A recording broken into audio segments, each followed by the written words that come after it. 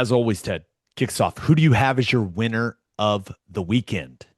Hey man, I love whenever young guys, rookies, whoever have great performances. How about the performance from the rookie with the A's? Nick Kurtz, 6 for 6, 4 home runs, a double, ended up with 8 RBI and 6 runs scored. That's awesome. 4 home runs, incredible. It was almost five. Did you I see that know. hit? It was Yeah. feet away from being five. Yep. What a day, man. What do you think that feels like? I don't know if there's a football equivalent to that. I don't know. It's like the baseball looks like a beach ball coming at you. You are in the zone, you're seeing it. And I mean, you hit the first one, awesome. You hit the second one, okay, pretty cool. Third one, when you flush the third one, it's like, okay, we got something special happening right now. Dude, a 6 for 6 game like could totally change your stat line for the entire season with, I mean, what, 8 RBI and 6 runs scored? Incredible. I am I am not a baseball diehard. I don't watch regular season Major League Baseball, which is funny because my loser of the week is Major League Baseball related. But I love playoff baseball. I love the tension of the playoffs in the major leagues. But why do you keep pitching to the guy if he's drilling home runs? I think because it was like out of hand, maybe. I don't know. Have some pride. Walk the man. Right. I mean, especially after he hits the third one, it's like, okay, guys, Kurtz has got it today. Let's just avoid this guy. Now, I'd have to go back and look at all the situations that he was hitting in, but I feel like after three, you got to say, okay, just let him go on base. Just let him go. We can't let this guy hit four. And oh my gosh, there goes the fourth. It's I like yeah, I can hear it right now. You got a vet up there. It's like, I'm not scared of any damn rookie. I'm not throwing around to this guy. I'm going right at him. Crack. See ya. what do you think the sense of relief was for the pitcher when it was almost the fifth home run? Oh my gosh. Yeah, like because that's I'm the not one really that sure what everyone order all of remembers. it happened in, but that Right. had to have been just oh oh thank you. Yeah, you don't want to be the guy that gives up the final historic home run. It's crazy. But hey, hats off, Nick Kurtz. Hell of a day. You think the people in Oakland are like, awesome, awesome, this is great. Can't wait to watch them when they are in Vegas. I Aren't they either playing in like Sacramento or something like that? Yeah, so they're playing. Yeah, I, it's pretty crazy. But they were either like frustrated or they maybe still have no idea it happened. They boycotted. That's fair. That's fair. All right, who What do you they have as your they loser? boycotted originally by their boycott was everyone showing up for the games because that was the that's pretty funny. The sit in. We're gonna show up. Who We're going to show up to prove our point. That's so funny. do you have as your loser of the weekend? I don't know exactly who to pin this on, but for lack of better options, I'll just throw it right at Michigan. They threw out that they're going to play Western Michigan in Germany in 26 for a non-conference game, and I hate that Michigan's doing it, but I don't know who started this trend and who's going around and putting these games together. And because it's hard for me to believe that the people at Michigan are like, hey, wouldn't it be cool if we went and played Western Michigan in Germany? Let's see if we can put that together. Someone's putting this trash together for teams to go play overseas. And I think it's one of the most detestable things in sports right now. All what? You're going to ditch your own fans and take away one of their home games for the 6 football fans you may start in Germany halfway around the world that are not going to mean anything ever to the bottom line of your sport. I think it's the dumbest thing ever. I, yeah, I understand you're trying to grow the sport, but at what expense? You have what, 7, 8 home games a year, and you're just going to cut one of those out of your own community and go send it to Germany? I hate it. I don't care how much money they get from it. I hate it. I think it's stupid as hell. So you're not excited for Farmageddon in Dublin in week No, zero this year? no, it may be the most important game in the entire Big 12 for the entire season. Like that game could ultimately like choose who goes and plays in the Big 12 championship. It's a rivalry game and they're playing it halfway around the world on week 0. Stupid, beyond stupid. You know And why?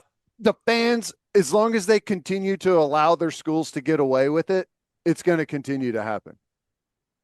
Do the fans should just not show up, is what you're saying? I don't know. Do Don't travel. something. Hold people accountable.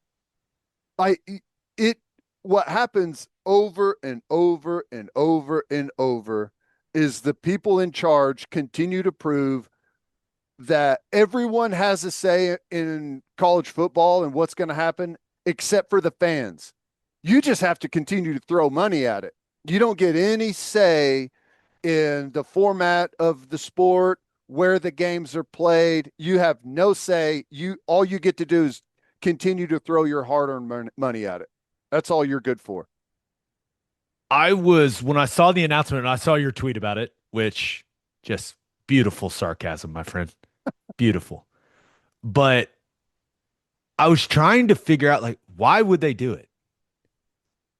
Someone's paying them. Eh, But how much could they be paying them? Because what a lot of people may not realize is football programs make the majority of their money from a home game. That's how they like the TV revenue is big, but when you're talking about like tickets and all the concessions, like all that stuff, like that is a massive, massive deal for the bottom line of a football program. So is the German government cutting them a check equal to what they would make from a home game? I don't know. That's what I'm trying to figure out why they would do it. Yeah, grow the game, get international fans.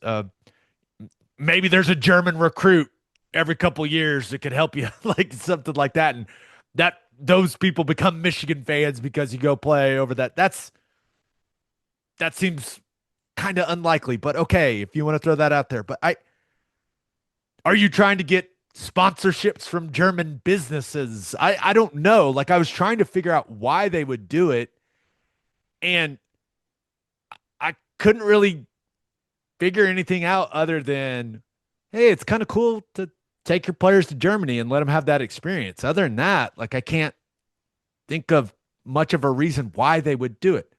Well, here's what I hate about it. Let's say for math purposes, you make $10 million for a home game in revenue. All right. I don't know if it's more or less than that. Frankly, doesn't matter. You make $10 million as a athletic department from your home game. Well, you can go play in Germany and you're going to make $12 million. Okay. So, all right, there's $2 million profit there for us. But what they don't factor in is, okay, the university makes $10 million, but the amount of money you generate in economic activity around your stadium, you just rob from everyone else.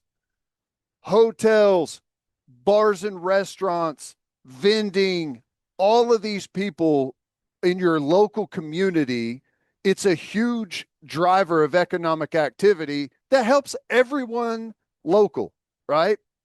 There's bars and restaurants that you got to remember, bars and restaurants on campus have very small windows of where they're profitable.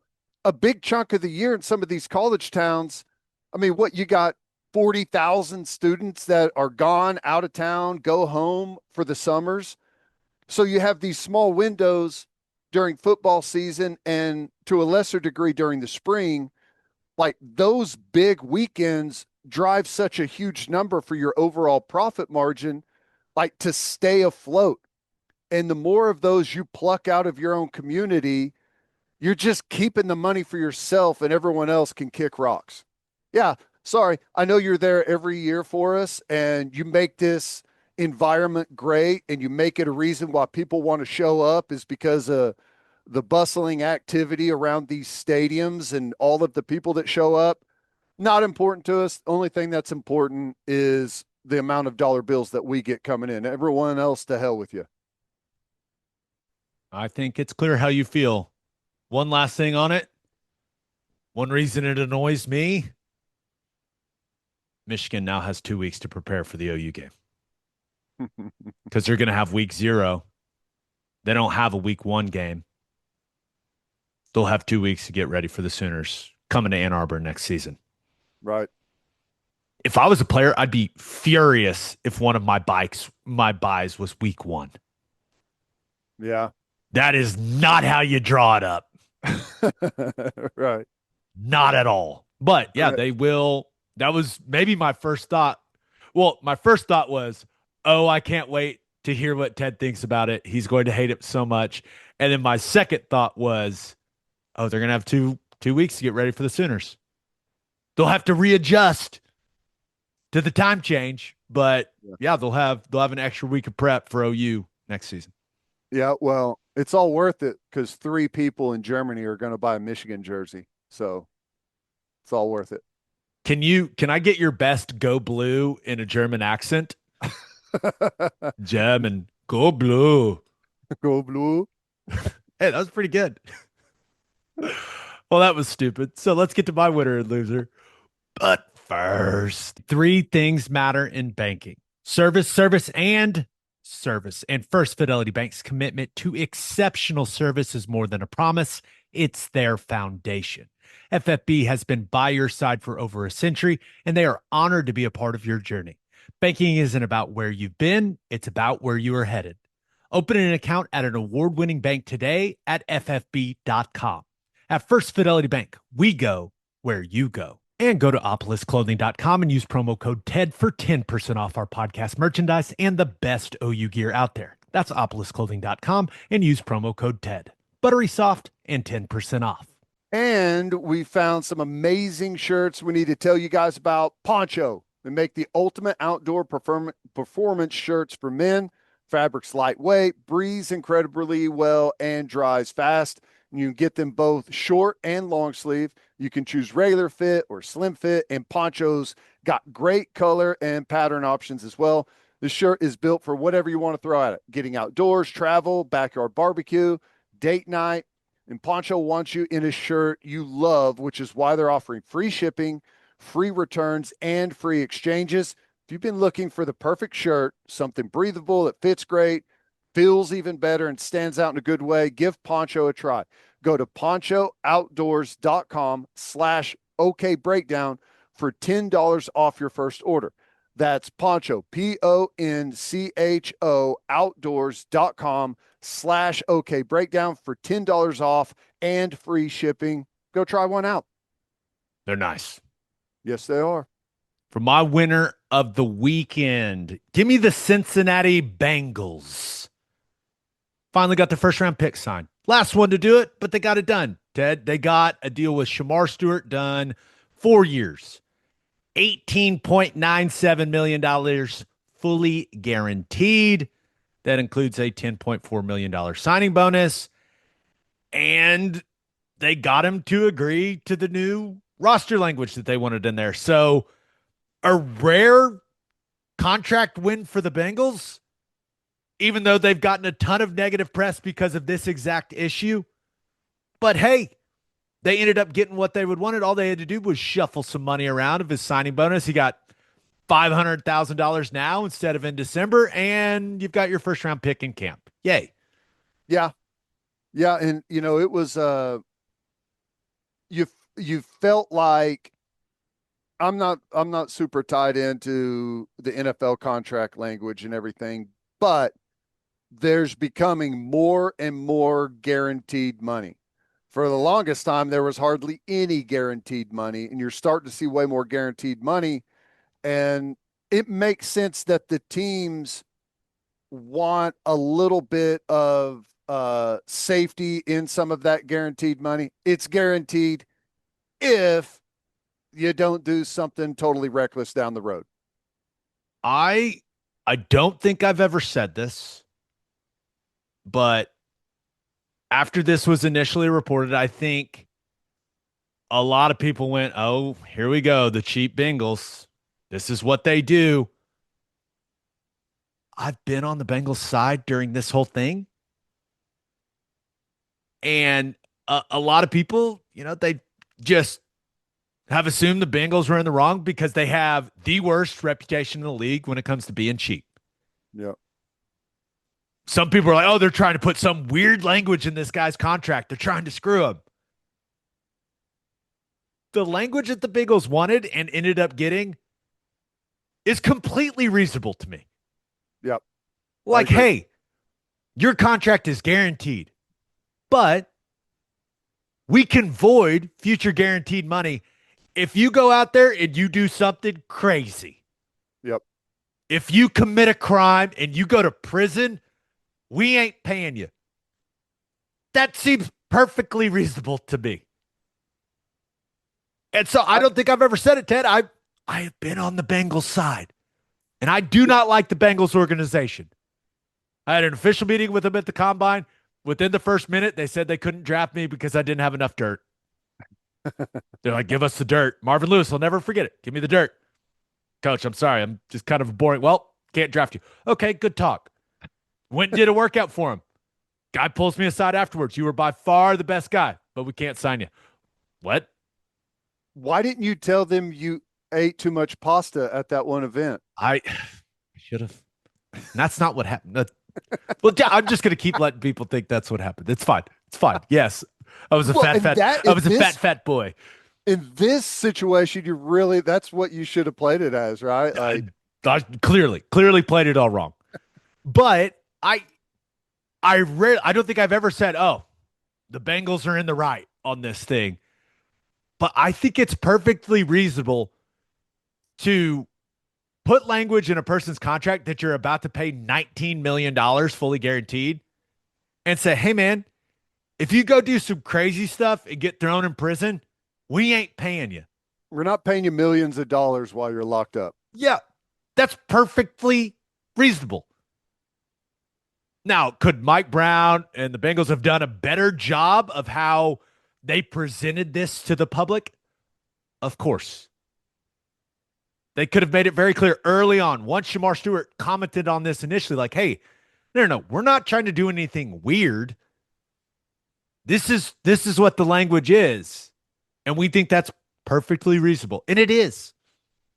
Yeah, and I'll say, like, I also understand the player side of it, of, guaranteed money is guaranteed money, and I'm not trying to, like, give myself a free out, but, like, in the past, like last year, your contracts last year didn't say this in it. Like, I want the guaranteed money that everyone else has been guaranteed. So I can understand it, but it seems like a totally reasonable precedent to set contract wise. I don't think anyone in the country is out there would agree that if you commit a crime and are in prison and can no longer play for the team, that they should have to keep paying you. Guaranteed's guaranteed. Right. Gotcha. Now their best player on defense still isn't in camp. Trey Hendrickson wants his money. I feel like that is a even stranger negotiation. It doesn't seem like they're close either. All he did was lead the league in sacks last year. Yeah, he's had like 2 or 3 great years in a row. Just an all-pro. No big deal. It'll get worked out. I guess he said, like, "Hey, they don't want to give me any guaranteed money after the first year."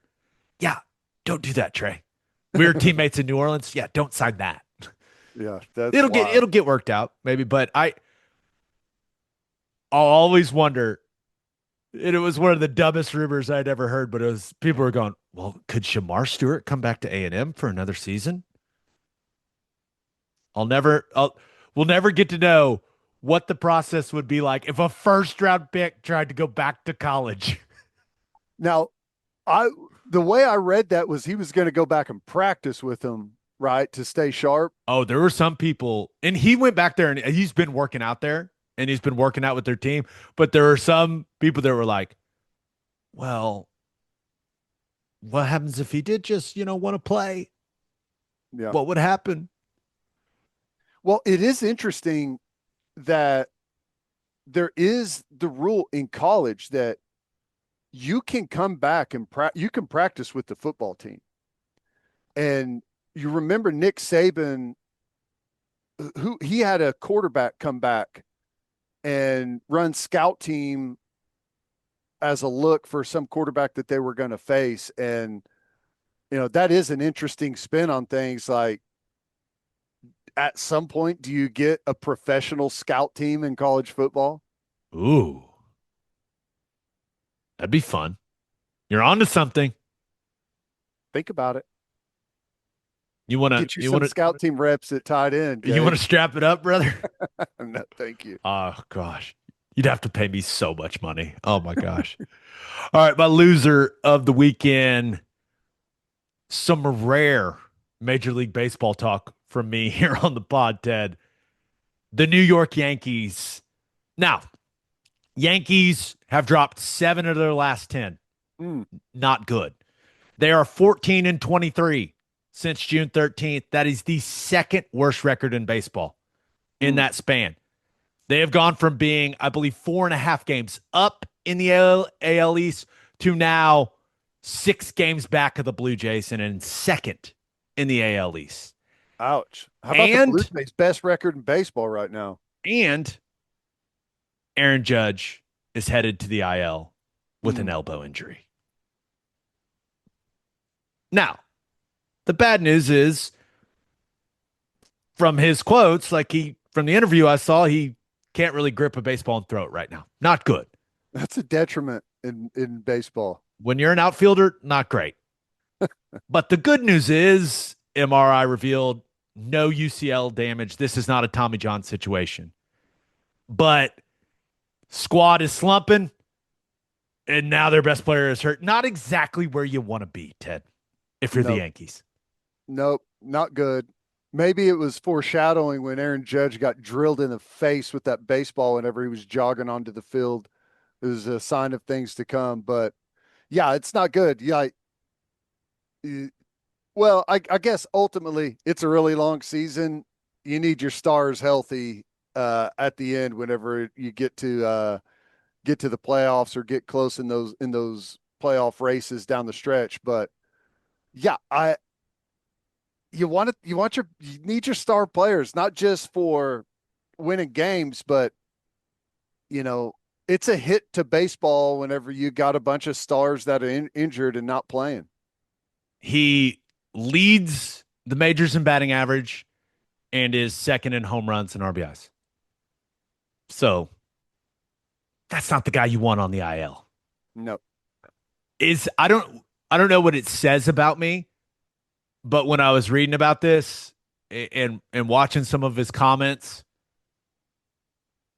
my initial reaction was, "Oh, I'm glad it's not a UCL situation. That's great." My next thought was, well, he had to get an MRI to know that it's not a UCL situation. And how the heck does that guy fit in an MRI machine?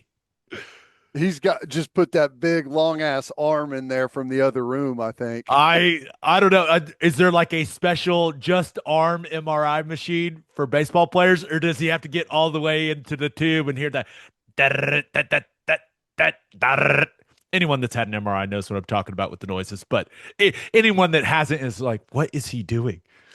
Yeah. But I just kept thinking, I wonder what MRI machine that guy has to get in. No kidding. I mean, think about basketball players, right? Because you start on this like sled and then you move in there. It's like we need a longer runway to get these guys in there. Aaron Judge and I, just a couple guys trying to bounce back from elbows. I Ted. know you need to get on the same protocol he's going to be on for rehab. You think I should fly to New York and see if they can just help me out? Get in touch with his guy. I Hey, Judge, listen. what are you doing? Hey, my guy Bennett Rader, Synergy Physical Therapy. We got connected after I talked about it on the pod. He's helping me out, man. Some dry needling. Oh, feels good.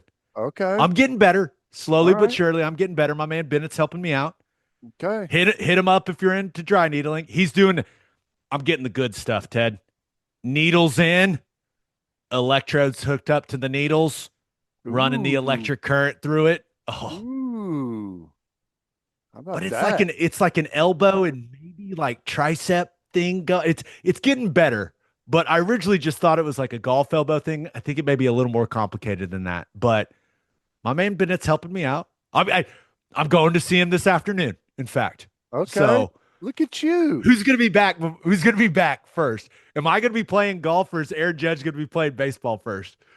What do we think? Uh, I think you're going to be back before him. I hope you're right. I hope you're right. Just It, don't push it too quick. We need you down the stretch. Right. not to turn this into a Bennett Raider ad, but he'll even come to my house if I need him to, which is pretty sick. Okay. So I it like feels, that. but I'm just, I'm still dealing with it, man. I haven't swung a club in like 3 weeks. I didn't realize how much I'd miss golf. I miss it.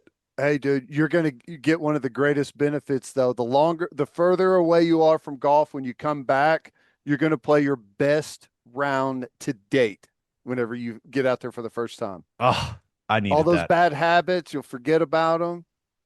I needed that. Thanks, Ted. Hmm. Thanks, Ted. Yeah, going to get some work today. Stick some giant needles in there and run some electricity through it. Let's I go. like it. I I love, like it. dude. My favorite dry needling is my favorite treatment. It always was when I was playing. I love I've it. never done it. What? Never done it. I got a guy. Got the guy. I I'll like just that. say, hey, Ted's coming to the house. You can knock us both out. Here we go. Do the dry needles repair all of the ligaments that are destroyed out of my shoulder? Can I That's regrow not them? exactly how it works, I don't think. But I think it could help release some of the tension. Okay, that is what I need. Birthday shout outs. We only got one, Ted. It's all you. All right. Happy 45th birthday to Matt Darvin. Happy birthday. Reminder. Happy birthday, Matt. Reminder. Wednesday, we're going to have a pod about top questions going into training camp for the Sooners and for, other SEC teams. Then we're going to have Josh Pate and Dusty Dvorak over the next couple episodes. The Awesome. season is here. And then after that, start talking some of the things we see out at training camp when we go out to some practices. Let's see what the boys look like. Saturday night, see Venables. Doesn't even say hello. He goes, when are you and Teddy coming to practice? Like, coach, we'll be there. Calm down, man. Calm down. Dude, he got that training camp intensity in his eyes. I was like, okay, big guy. Yeah, that's awesome. I can't wait to get out there see how they look, man. Honestly, I'm excited for it. Can I just say one thing that you just mentioned? Please. I think OU fans need to allow themselves to be excited about the season. I agree with that. Yeah. I've been thinking a lot about this. Like, it does no one any good to have it's almost like this borderline negative cautious optimism. That may not make any sense, but that's how it feels to me. Like, they're going to be a better football team. Yes. What that translates into record wise, I do not know. But I'm excited. Yeah. You can call me a homer all you want, but like, I'm excited, and I think the fans should be excited. Like, the team will be better. We'll see how many games they end up winning, but I get the sense that a lot of people are just going, I'm going to need to see it to believe it. That's not a fun way to live life. Forget that, man. Come on. The power of positivity. Let's go. The hell with your self-preservation, okay? Like you want to be mentally, you don't want to let yourself get too excited. Just get too excited. It's going to happen anyways. Like, you're holding off right now when they take the field and they score the first touchdown, whatever. It's like national championship. Here we go. So just go ahead and do it now. right? Just be vulnerable. Open yourself up. That's right. If we can do it, you can do it. And you guys have seen us go through a couple miserable seasons. We don't take it well, but just guys, let's get excited. I agree. Do you think they'll get excited now? Oh, undoubtedly. 100%. I can feel it already. All right. On that note, episode 549 in the books. We'll have a new podcast that'll drop on Wednesday.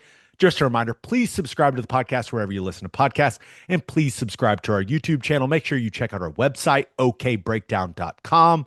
We hope you all have a great start to your week. Until next time, we appreciate y'all for listening. Do what you always do, Oklahoma. Take care of each other. Boom.